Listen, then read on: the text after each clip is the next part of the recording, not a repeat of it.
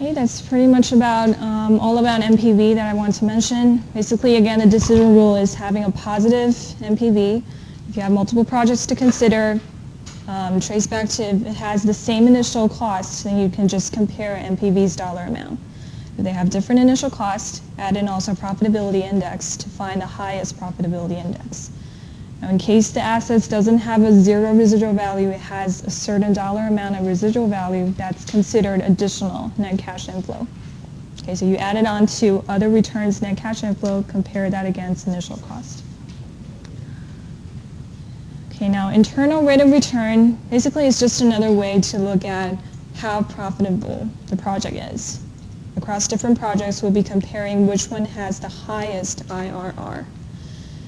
Okay, so what IRR means is that earlier we just used the desired rate of return that the company is expecting to get, use this to trace back and discount all these returns to its current value. But in IRR, we're basically leaving this I blank, and this is the part that we're trying to figure out. So what does I mean is the return, the unique return from this particular project. Okay, so earlier we were comparing NPV. Here, this method, we're setting NPV at 0 and then trace back to see what is exactly the return that we're getting from this particular project and compare across different projects to see which one has the highest I.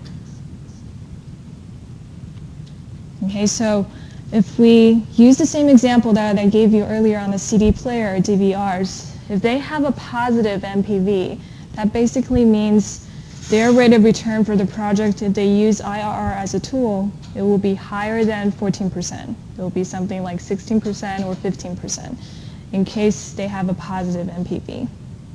So basically it's just representing this positive NPV in a ratio form.